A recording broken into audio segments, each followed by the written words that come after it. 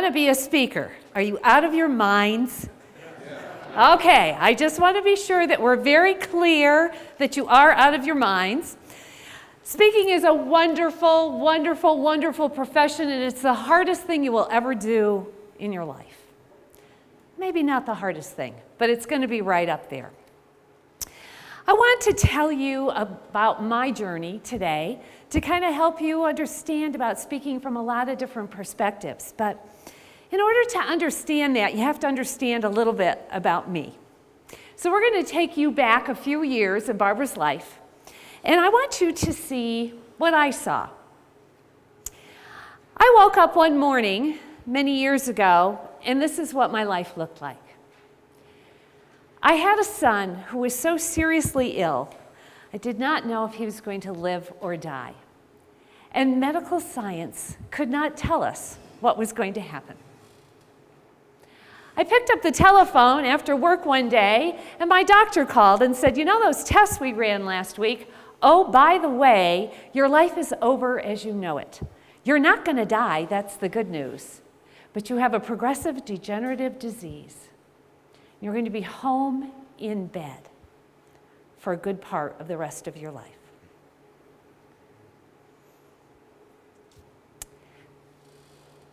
I was working in an organization that had 12,000 people in it, and 11,900 of them were not having a good time. There's always 100 people who are having a good time, you know, the CEO, a few other people like that, the janitor. But I was the vice president of this organization, and 11,900 people were coming to work every day looking like this, and I was taking it very, very personally. It wasn't a real good time, was it? But I did something that I want to teach you today about what you're going to do in your speaking career, and it's the wrong thing to do. Because you're going to do it. I know you're going to do it. But I did it, and because I did it, which is that I worked really, really, really, really, really, really, really hard at all three of these things, I had a fourth thing happen to me, and I lost the use of my left arm. Totally, wholly, and completely. Not only did I lose the use of my arm, but it hurt like crazy. Now, guys, I'm sorry, that's just not fair.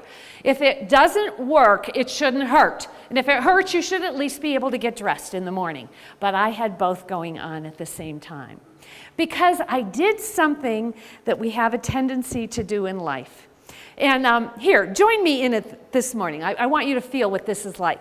Take your hands, put them in fists, put them on either side of your temples like this, dig in real hard, and pretend that you have a bolt there that you need to screw in tighter, and ratchet down harder. Do you all know this syndrome? This is called the ratchet down syndrome. And it's what can happen to us when we get carried away with what we want to do. And it's also what happened with my speaking career. Now, I am the kind of person who doesn't remember anything people say to me. Any of you have that problem? You know, my spouse specifically says that a lot. You know, I told you, honey, that we had to be someplace. You know. All right, so because I can't remember, I have to keep things around that I can see and touch to help me get things done. So what I just taught you was something called the ratchet down syndrome. And I want you to remember this. So Marcia and Don, who are in the back there they are going to pass out to you, each of you, one of these. Do you all know what these are? What are they? And what happens when you stick your fingers in really far and then you pull? Oops, I was not supposed to do that. Don't you love when your props don't work? Okay, that's another thing you'll learn, okay? The ratchet down syndrome. The most important thing you can do if you decide to be a speaker is to relax into it and have a good time and be sure that you don't do this. And get so serious about it that it just takes all the fun out of it. Now, you heard my introduction. I did not plan to be a speaker. I didn't wake up one morning and say, I want to be a speaker. What happened is that story you just heard took over my life. When the fourth thing happened to me, I literally couldn't handle those three things anymore. I was unable to travel for my job, and the company I worked for had 165 locations and in Europe, and I couldn't lift my suitcase to put it in the overhead bin.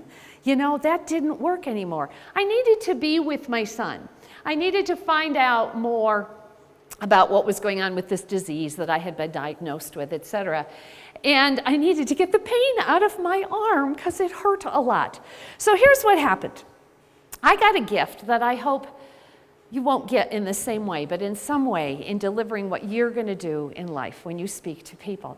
I got the opportunity to have surgery and be strapped to a machine that moved my arm artificially 1 rotation an hour. And I was attached to this machine for 10 days. Now, let me tell you something. If you haven't figured it out already, I have a bit of an Energizer Bunny personality. You know, that AAA kind of thing? Try to picture this woman strapped to a machine in a chair. You know, after the 4th day, Blockbuster gave my husband the videos for free. They said, we've never seen anybody rent this many in this period of time. Just take them. It's okay. You know, I read all the books that were around the house. But then I went back and I did this really big introspective thing, and I'm going to ask you to kind of keep this in mind as about yourself right now. When do you sit down and get introspective about what it is that you have done with your life and what your message is and what your passion is and what you want to do? And I had that opportunity because I was strapped to a machine. And I didn't have a job anymore because I had quit it in order to take all this time, because I had been told it would be about 6 months of recovery. So it wasn't going to be a leave of absence. It's time to leave. And I decided to write a book after all of that. There was a lot that went on, but then I wrote a book. And I really kind of liked the book. It was really fun. It was called The Gift of Play: Why Adult Women Stop Playing and How to Start Again. Because one of the things I had noticed that got me into some of the things, not all of the things that were happening there, is that I had really kind of let all my play go, where all my male colleagues were still running around and playing harder. And by the way, my husband was the first one to point this out. We're all having fun, what are you doing? And it was kind of like, women tend to get caught up in that kind of thing. So it was kind of a fun book. It was written from my heart about my own experience. And I interviewed tons of women and found a lot of commonality in that, and that was great. And then somebody picked up the phone and said, would you come and speak to us about your book? And I went, that's an interesting idea. Maybe I'll go do that. First of all, it was in a lovely beach resort, and I thought that would be kind of cool. And then the second thing is, it was a group of professional women. And I said, that will be cool too. So there is a speaking career by default. If I have any advice for you today from the stage, it is don't do that. Don't do that. I want you to become much more, not methodical if that's the word, but much more pointed about your speaking career and what you do. And in order to do that, there's a question that you have to answer here in the room. On the tables in front of you, there is a yellow piece of paper. And I'd like all of you to pull it out right now. There's just blank yellow piece of paper. And get ready to draw with me. I want you to draw with me. I want you to draw a circle that's as big as the entire page. All right? And then I want you to draw a smaller circle right here in the middle that looks like that. All right? Everybody got their circles? There's always an engineer in the room that makes a square, and that's okay. It's all right. I have no problem with that. Now, I want you to write in that circle right now what you want to give to me when you speak to me. If you sell something, I want you to tell me in that circle why I want to buy this, what it's going to do for me. If you have a story that you want to tell, I want you to say what that is. Now, if Barbara were to write what happened when she first began to speak, and she were to fill in the circle, it wouldn't have to be a phrase. It would be one word, because I just told you what it was. Go play. You need to play more. By the way, that's the name of the first company I founded. Play more. What a great name. Play more. So what is yours? Who has one down? Who has one down? You've got it right here. What is yours? Stand up. We want to hear it. Stand up. Shout it out so they can all hear. Inspiration. Inspiration. So he wants to inspire me. Will you come home with me, please? I need inspiration all the time. All the time. What do you want to say? Awaken. You want to awaken me. Yeah. Do you think I'm sleeping? You do think I'm sleeping. I'm intrigued. I'm intrigued. In the back, who has something they want to sell or say? What do you have to sell or say? Do you know? Right here. Time. Time? Do you want to give me time or take my time? Give you time. You want to give me some time. Are you passionate about time? Yes. You are very passionate about time.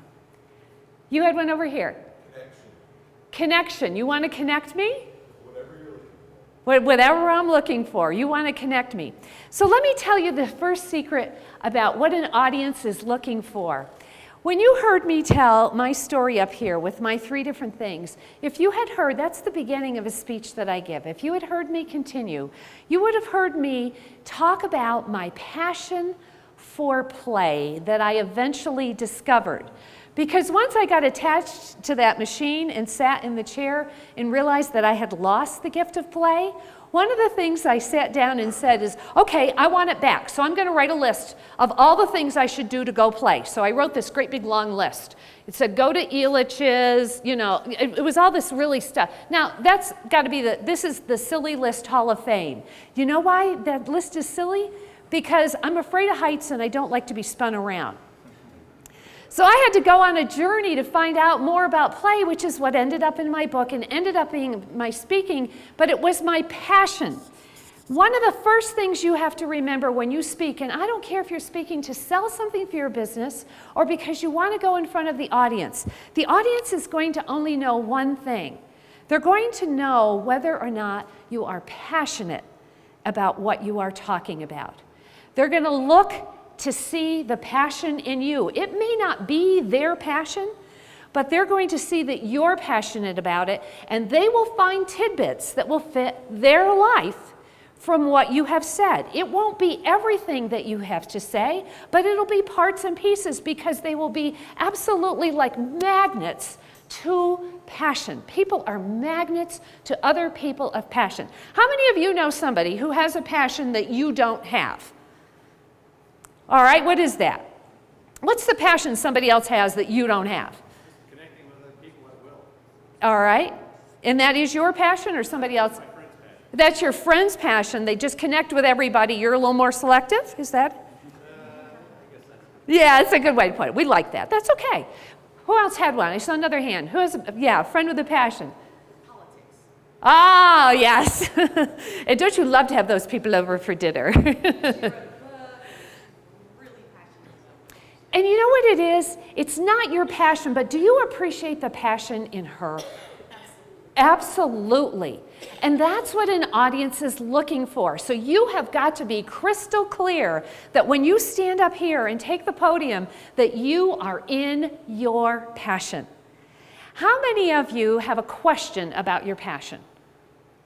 Anybody got a question about it? All right, given the fact that none of you said no, I want you to turn to the person next to you, wherever that is, find somebody, or there's some right here, right now, and convince them that you are totally passionate about what you wrote down. I want the person who isn't speaking to keep challenging them, saying, no, you're not, no, you're not, no, you're not. All right, ready, set, go. Here you go.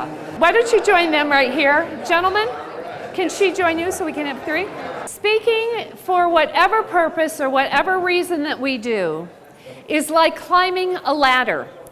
And it is just exactly like the game Chutes and Ladders. You all know that one? Everybody know how that game's played? You're climbing, you're climbing, you're climbing, you hit a hole, and what happens? Down you go. Things change, people change, the world changes. It just is one of those things where always climbing isn't always really easy to do. In the National Speakers Association several years ago, if you want to talk about chutes and ladders, we raised money to help all of our speaker friends who were hit by Hurricane Katrina. Now, can you imagine having a thriving, wonderful speaking career? You've published books, CDs, the whole 9 yards, and all of a sudden, everything related to your speaking career is washed away. and you're sitting in a hotel in Houston and you don't even have the hard copy anymore of any of that stuff because your computer was left behind and washed away. Chutes and ladders, there can be really devastating things like that, or there just can be little things. But your passion is one of the rungs in the back of the ladder right here. This is the very first thing that's going to hold up all the rest of the stuff that you're going to learn about eloquence and enterprise and expertise and whatever. But your passion is going to be that main frame that is on this side. Now, what is the thing that's on this side? What is the other thing that's going to hold up your speaking career and make it work? Idea? Knowledge. Reward. Purpose. We've got rungs of the ladder going here. Improvement. That's a good one. All rungs. Here's the other one. It is the outcome for the people that you speak to. It always is about the audience. It is not about you. It is not about you other than you have to be really, really good at what you do so that you are a gift to your audience. But it is about the people who have paid money or their company has paid money for you to come and speak to them, to teach them. Or maybe it is to sell to them, because some of you, that's what they do. But it is about the outcome for them. So once you write down your passion, you have to flip over that yellow piece of paper that I just gave you. On the other side, draw a big circle with another circle in the middle of it, and tell me what is the outcome of the fact that you went and stood in front of a group of people. Did they get taller? I like this over here. She got taller. I go to speak to an audience, everybody comes out taller. You know who can actually say that? Yoga teachers. Yoga teachers can say that. People come to my class, they come out taller. They do. They do it. It's a real outcome. What is the outcome of you standing in front of a group of people? How will their life be better, different, changed? What is going to happen because you came into the room and you gave them the gift of the knowledge, expertise, all those things that we just talked about? Why is the world for them different? Turn to your partners again very quickly and share why and what the outcome is of you being there in front of them.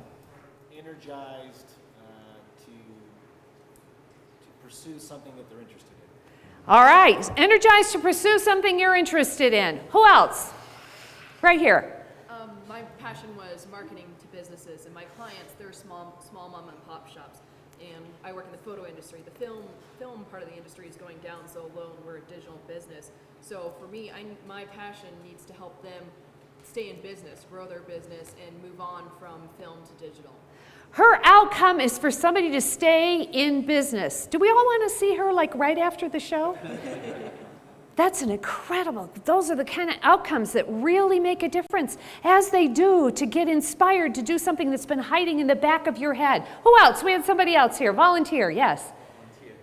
I had a former student that the last night of class came to me and said, I was a 3-generation KKK and you changed my mind. I lost my prejudice.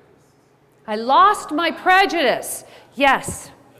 Ladies and gentlemen, there is nothing more powerful in the world. I finished a speech not long ago it was strictly CEOs that I was speaking to, and one of them was sitting there with tears rolling down his face.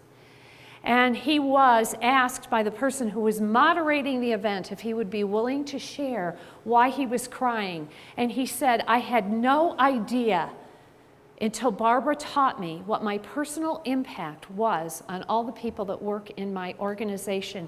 And I can't believe how miserable I've made their lives by the look on my face. Because I teach people, including CEOs, to smile more. He was crying. That is changing the world. That's what speaking is about. That's why you all showed up here on a Saturday morning when it looks like the weather might be decent for what's outside. Because you're passionate about it, and because you're going to begin with the end in mind, the outcome for the people that you're going to touch. You care enough to go out and talk or sell or do whatever it is that you are so passionate about. Many people care, but they aren't out there. Is it easy to stand up on stage? My mother still says to me, how do you do that? I mean, this is like, you know, public speaking is what? The #1 fear after a few other things, but it's, you know, it's up there with all sorts of things. But you're agreeing to get over that and to stand up in front of a group of people. Now let me get a little lighter here, because I'm going to go back to why do you want to be a speaker, because I'm the opening speaker. I'm supposed to do this. I'm really going to be kind of challenging. I mean, look, I look like a pack mule up here. Look at this. I've got speakers and wires and whatever. I took an airplane trip the other day to South Carolina. How far is South Carolina by plane from Denver? How many, who's got it? 3 hours, right? I got there 18 hours later, okay? I left Denver and I got into my hotel room. This is what a speaker's life is like. 2 o'clock in the morning, I show up at my hotel room.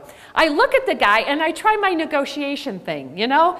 Do I have to pay all night for the room? He goes, lady, it's not one of those hotels, you know, we're a really nice place. I had to be up at 6 and on the podium at 7 a.m.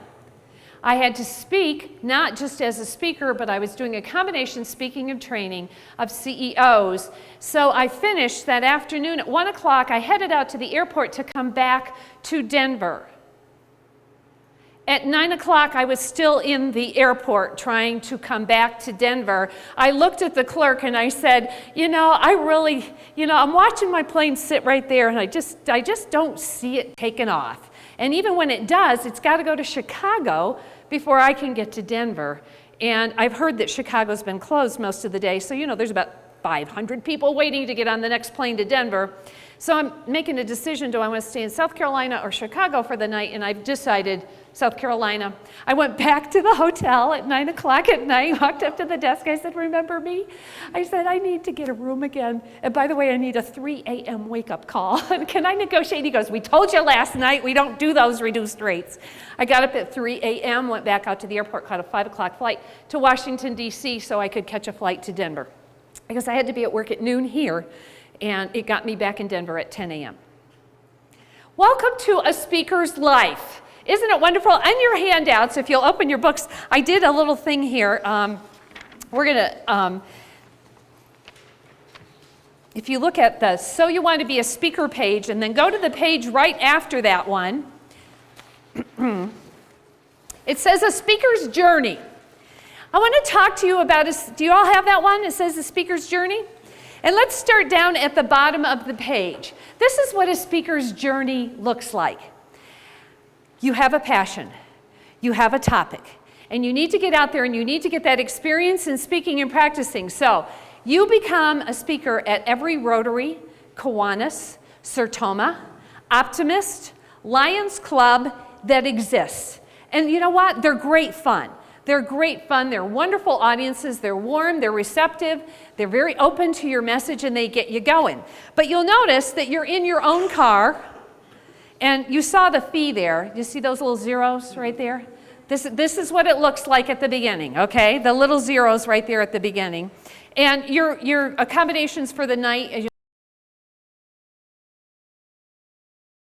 Then you get a little bit better, and you get the breakout session.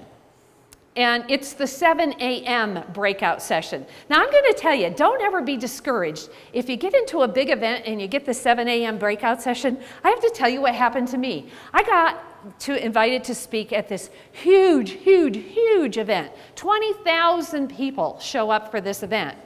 And I got the 7 a.m. breakout. And I'm thinking to myself, who is going to be there? But we were in Las Vegas for this event.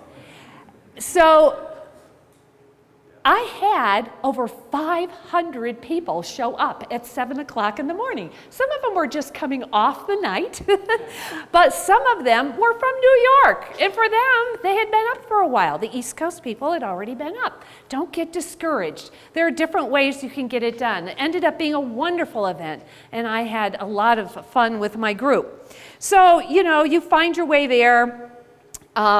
You know, whether you're going to get picked up or not is always interesting. Just this past year, I was speaking in a southern state. I'll let it remain nameless for right now. And you know, we're making all the arrangements, and I'm doing this big luncheon, and I'm speaking at a big country club and all this kind of thing. And they said, and we'll have a limo pick you up at the airport, okay? Don't you love that? You know, don't take a cab, don't rent a car, we'll have the limo pick you up at the airport. Okay, I want you to see what this limo looked like. I want you to picture a big white panel van, okay? But it had windows. The smell of cigarettes was so overwhelming that when the door opened to it, it was just wafting out. And the floor was completely littered with pop cans, coffee cups, and whatever. And right on the side, it said limo service. You're going to get all sorts of surprises when you get out there on the road, and different things happen. How about the hotel room I was in just a week or so ago, where the people next door came home, and I had to speak in the morning at 2:30 in the morning, and they brought the party with them. Do you think I got another minute's sleep after 2:30 in the morning? Lots of strange hotels and lots of strange events that are going to be part of your life. Is that what you want? So here's what I'm getting at by doing a speaker's journey.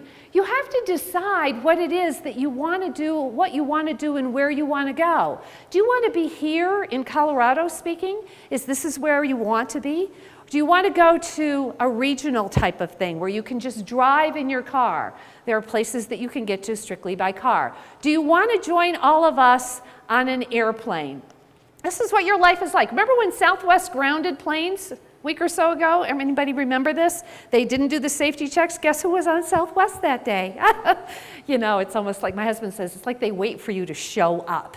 I have gotten to the point where flying is such a trauma that this is what I look like when I walk through the airports. I'm all dressed up in my suit, in my speaking thing, and I wear this so that I can get everybody else laughing and smiling, and they can keep me laughing and smiling. I carry tons of these, and I hand them out to people in the airport, and we all put them on. And you know what? Everybody's attitude about waiting for the plane and whatever gets better. But is that what you want to do? How many of you want to fly 3 out of 7 days in a week? Raise your hands. Look around the room, put them up, leave them up. We've got 1, we've got 2, we've got 3, we've got a guy right here going, I'm not sure. If you said 2, Barbara, I might have raised your hand.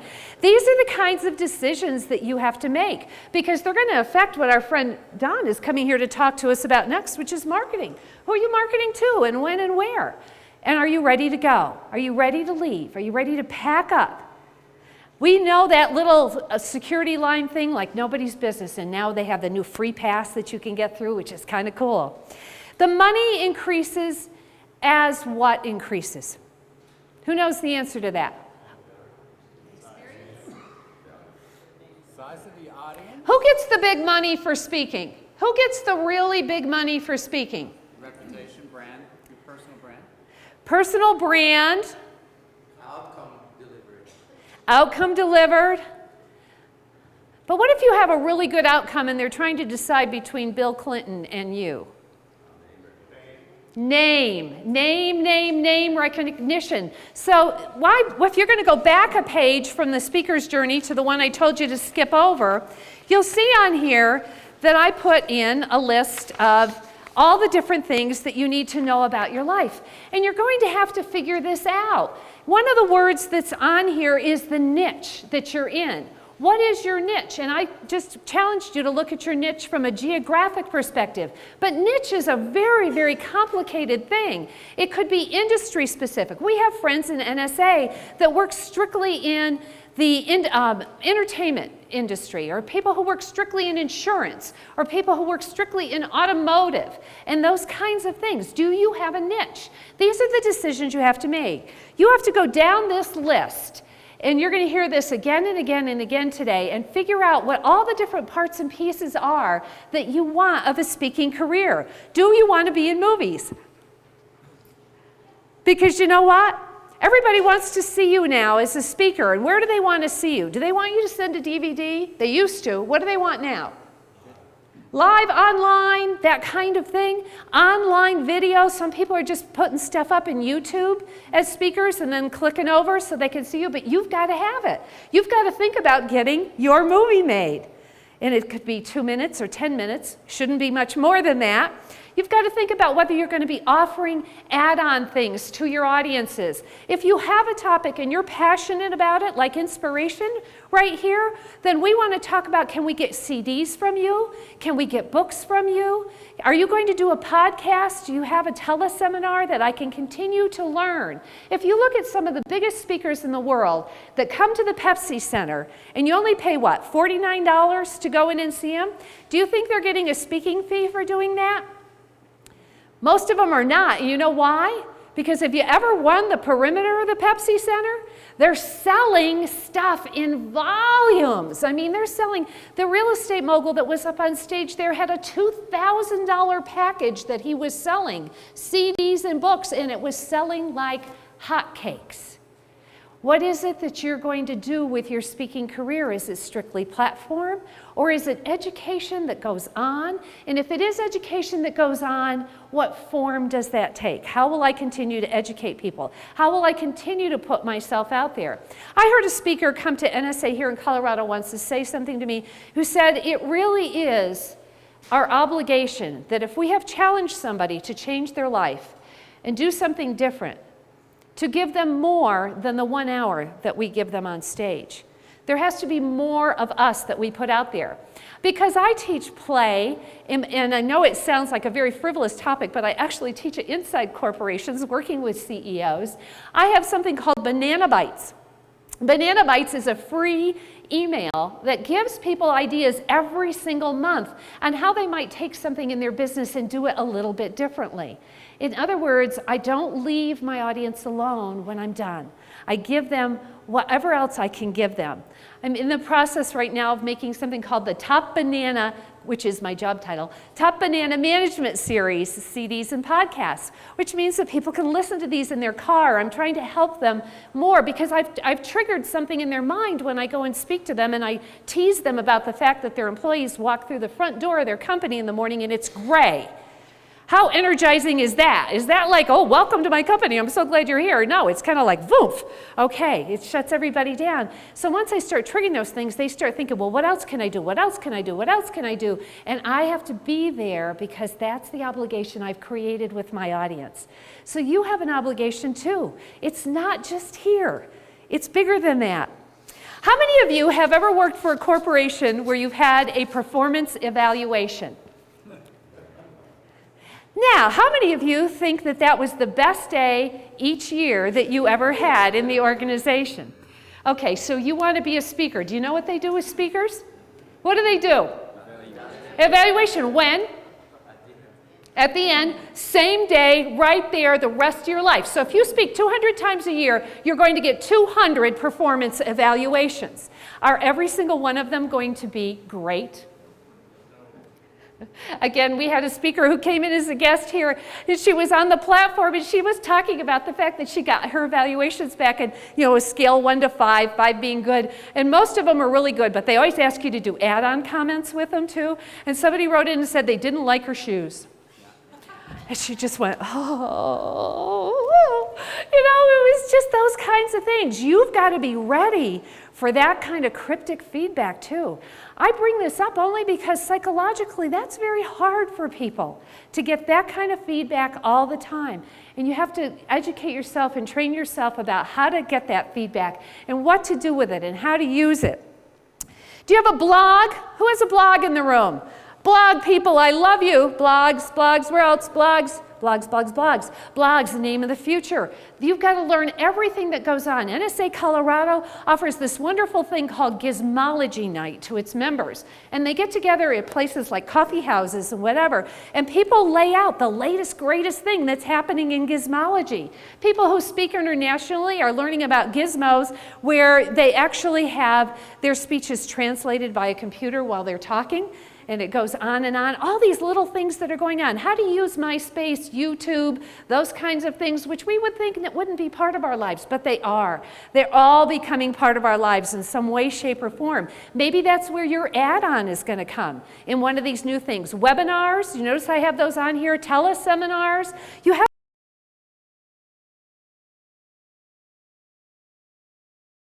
How many of you have testimonials? Yes. Yes, where are those testimonials?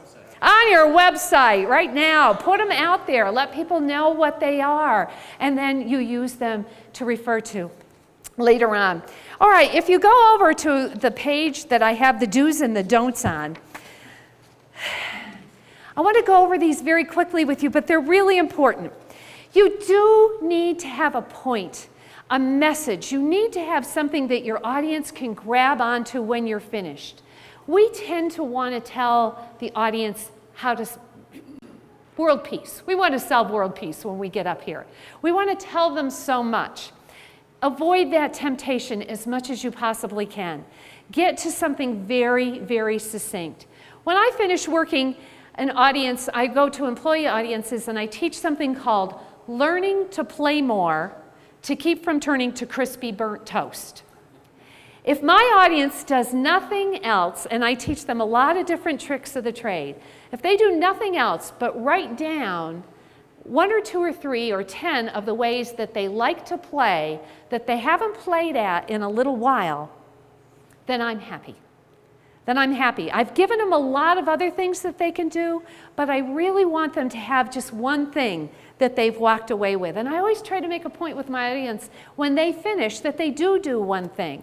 The one reason I love working with the CEOs is that we always wrap up our sessions by them telling me one thing that they've learned and one thing that they plan to do with what information I gave them. That kind of feedback is very, very powerful for me. It tells me which parts are hitting home, but it also tells me that they're ready to go into action. So you need to be looking at that. Be on point, be on message. So always start with the end in mind. What is my audience going to walk out of the door with? And then move back into what it is that you have to give. The with and the give. Do you see how that both goes? Be succinct. Be clear with them. We want to give them, again, so much, but we have to boil it down. Know your audience. If I can give you a gift here, know your audience. Interview at least 3 or 4 people that are associated with the event that I'm going to speak at. I ask them to come from different walks of life in the audience so that I can get a good sense of who they are. I want to know what their challenges are. I want to know what the world looks like for them so that I can take my speech and I can tailor it and make it fit into their world. Because it's different for shoemakers than it is for IT people. It's different for the landscape people than it is for housing construction right now. You know, if you're going to be speaking to that audience, you need to know what their life is like.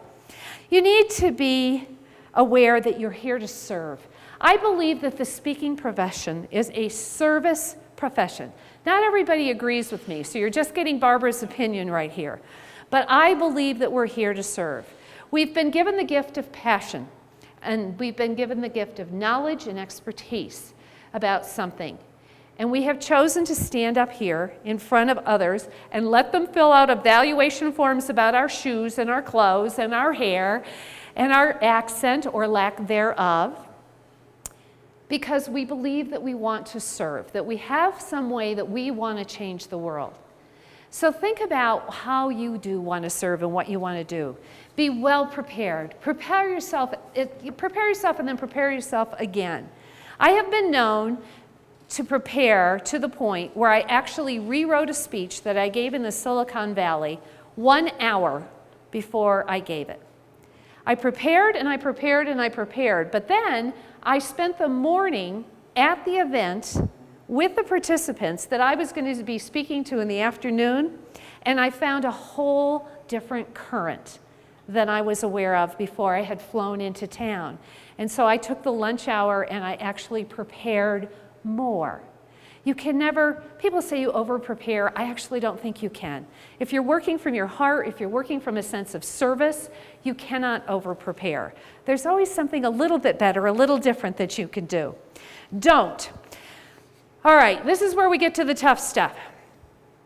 When I worked in human resources, I was convinced that we were the most marketed to organization or division of career in the world. Everybody who had a benefits plan, a comp plan, an employee assistance program would come and sell to us. I was wrong. Speakers, are the most marketed to group of people in the world. Everybody has something that they want to give and sell to you. A lot of it is very good. It is very useful. But you have to learn something here called discernment. Become very, very discerning about any service or product or system that somebody is asking you to invest in. So the first thing I have here under the don'ts is don't spend money you don't have. But I'm going to add something to it on things you're not sure whether you need or not. When you're really sure that you need it and it's powerfully there for you to get it, then go out and spend the money. Now, the other thing you should do is, like in anything when you're shopping, is compare. Find people that you can work with, service providers that fit with you. And price ranges. Look for price ranges. Things. I had a bid on something that I was doing with speaking, and I wanted you to hear how the bids came in. I went to 3 different companies. $18,000, $12,000, and $6,000. All of them got the same spec. You could say, what's the difference? Is it in the quality or whatever? You have to really be looking around and be very careful about this and be very discerning. There's a lot of things out there, and they're good things. But you also have to be careful that you understand how they fit into where you are in your speaking career. I watched someone who was beginning in their speaking career, not even that sure, go out and spend $15,000 on a speaking coach, and then change their mind about being a speaker. That's a lot of money. Now, that $15,000 was probably a good investment for somebody who was a little bit further up that ladder that I had on the other page on the speaker's journey, because they probably were going to be commanding very high speaking fees very soon, and they'd be paid back on their investment very quickly. So at certain times, those things make sense, but be sure they match for you. Well, you already heard my stories. My next don't is, will it be glamorous all the time? It will not be glamorous all the time. You will be sitting in the back of the plane. You will be staying in a hotel or motel where there is a party next door. You will be promised an audience of 500, and 5 will show up. You will, in fact, find yourself running around and trying to get things done at the last minute with no help after it had been promised. You will find all sorts of crazy things. It's not necessarily as glamorous as it looks. Never, ever, ever forget that it's all about the audience. It's all about the audience. It's all about the audience. Is it about the audience? All right. If this is about the audience, then I want to know something. What is your question about being in the speaking career? What is it that you want to know? What's burning in your head, in your mind right now about being a speaker? Are they being served? Are they being served? Yes. The speaker? The audience. The audience. Yeah. Are they being served? All right. What about you personally, being a speaker? What's in your mind? What's holding you back right now from, go ahead. Can you really make money at this? Can you really make money at this? Marcia, Don, Dee, you guys want to answer that question? Or are you going to leave me hanging up here by myself? You can make lots of money. You also realize if everybody raised their hand and want to travel, you just got to realize that Davenport, Iowa is on the map.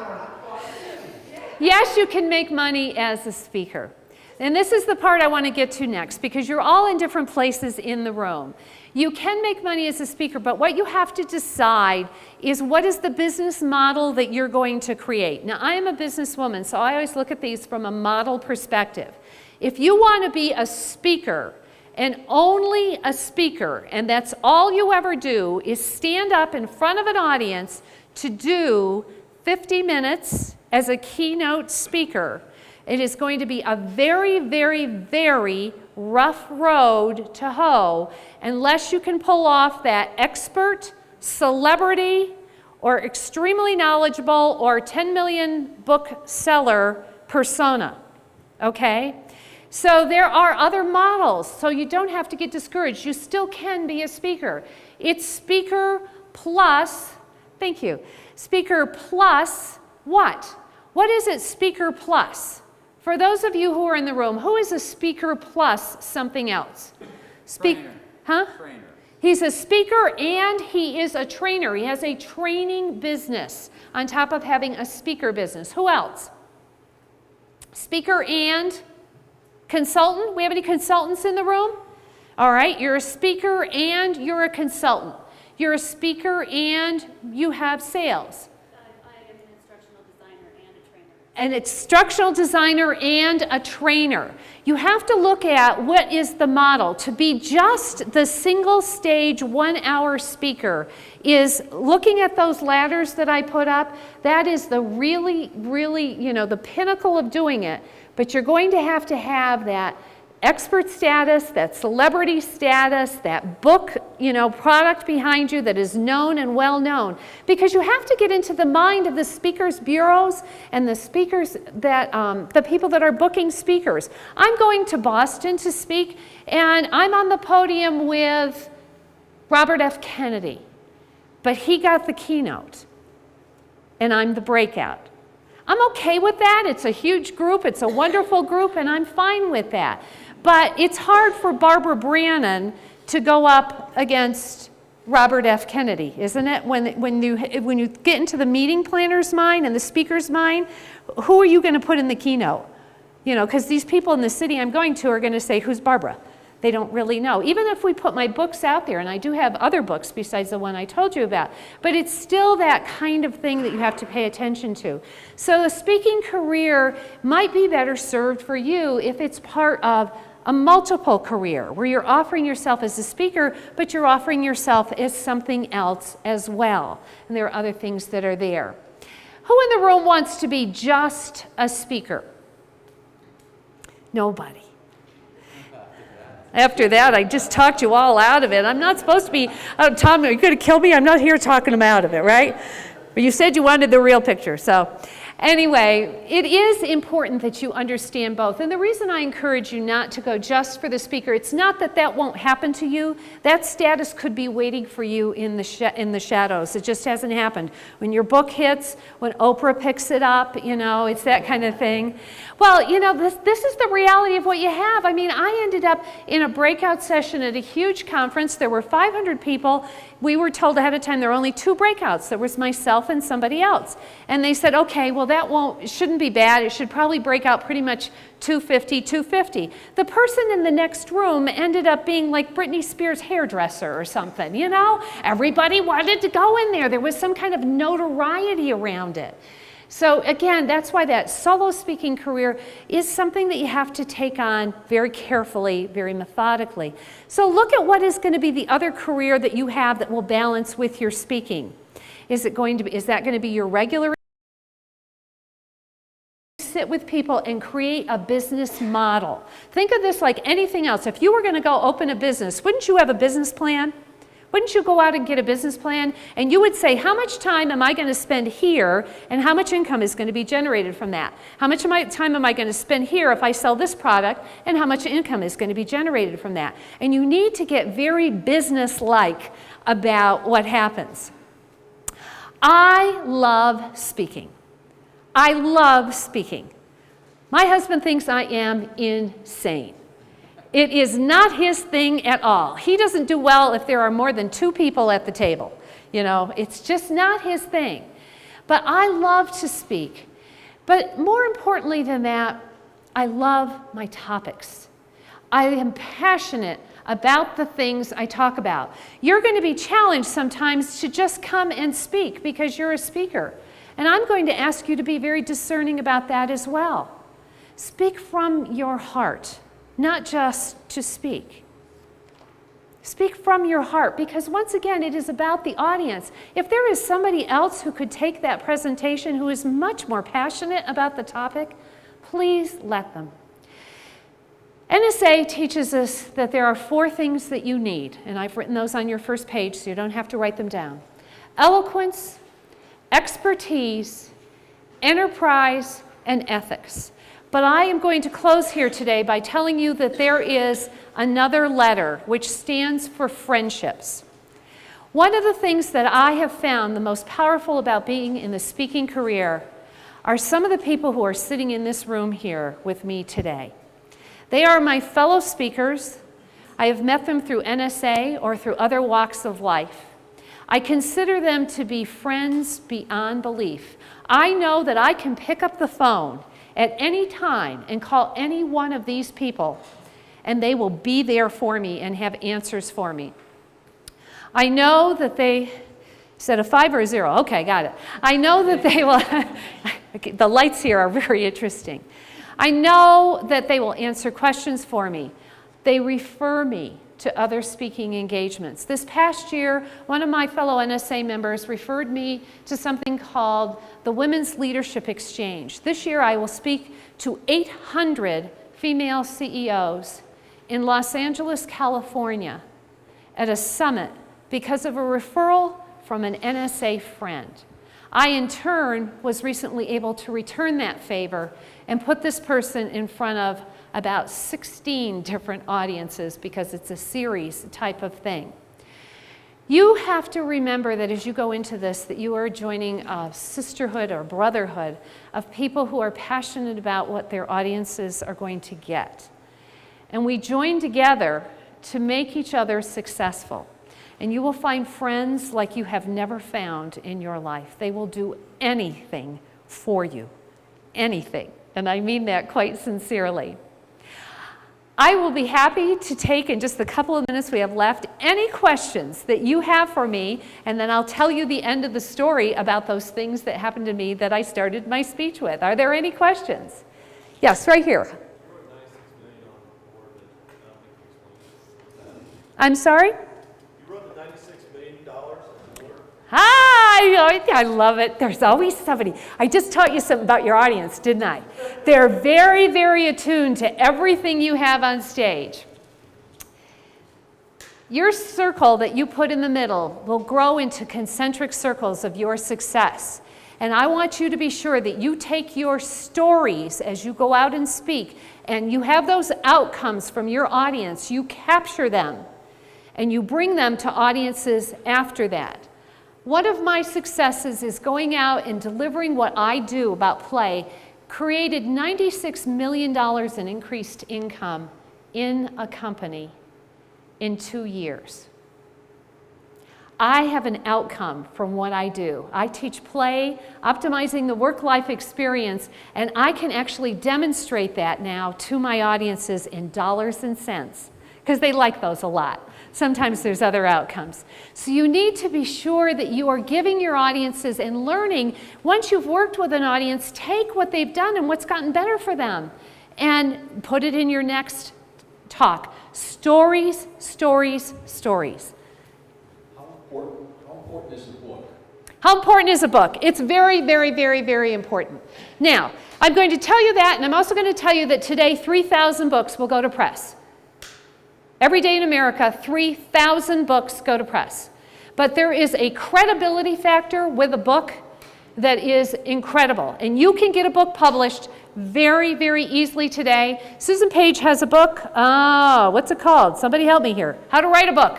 Whatever.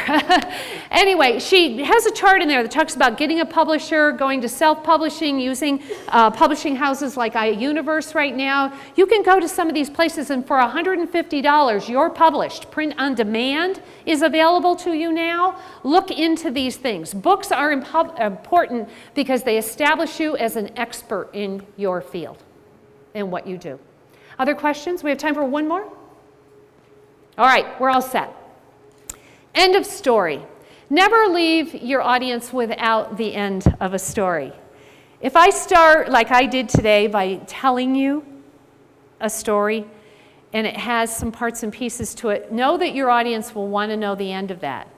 My son is fine. He did survive. He's doing well.